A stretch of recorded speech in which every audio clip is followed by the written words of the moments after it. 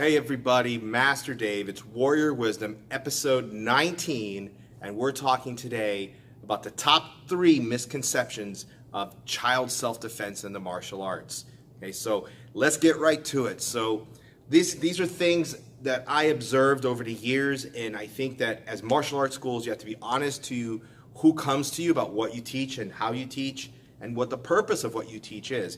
And it's never good to lie to somebody just to acquire them as a member or a client or however you want to call them. And I used to work in schools like that. Like if someone was looking for Aikido, I was told, tell me do a lot of wrist locks and Tang Soo Do, and it's like Aikido. And what happened is these people would come in and they weren't happy, obviously. And they felt lied to, betrayed, and would leave. So this is my interpretation of that. I think we should be honest and upfront. If they don't like what we teach, it's okay. They don't have to join us, and we would be much happier people for doing that. So now let's get to it. Okay, number 1, the top misconception is acrobatics.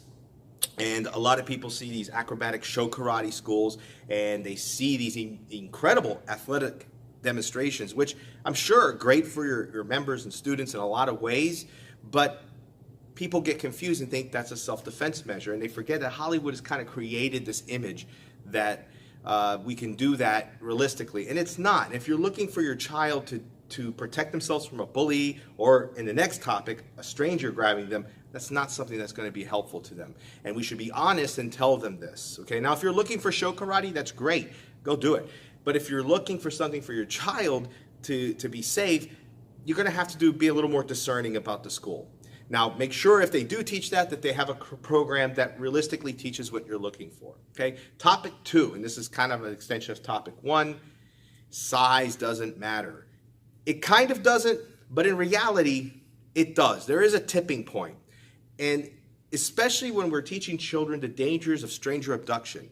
And I do this with my kids all the time, where I grab them and I drag them across the mat and I touch a side of the wall and I said, that's the car and you're never coming back to your parents again. And the parents kind of like understand what I'm saying. It's a little bit harsh, but it puts some reality into it.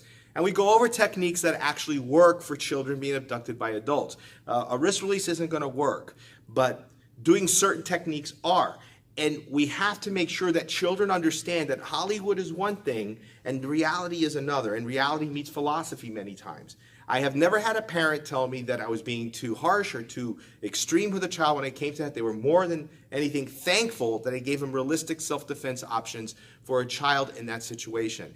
And I put it in their head that this can happen, and if it does, you want to do it this way so you get home to mom and dad. And number 3, the final point that I have to make is, looking at my notes here, that trophies determine skill.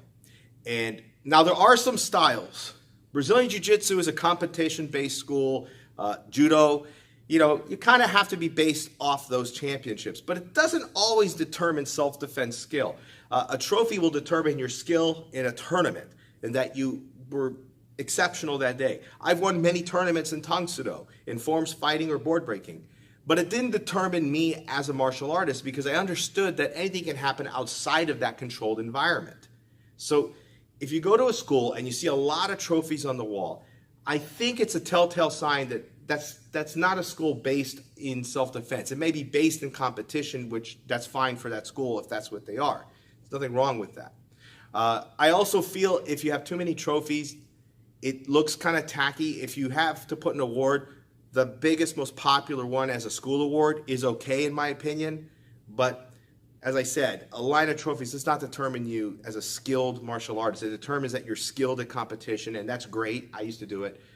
But we have to focus on the actual mat training and how it applies outside of the mat. Okay, that's it, guys. That's my whole topic today. The top 3 reasons, or the top 3 misconceptions of child self-defense in the martial arts. Thanks for watching. I'll see you guys on the next one.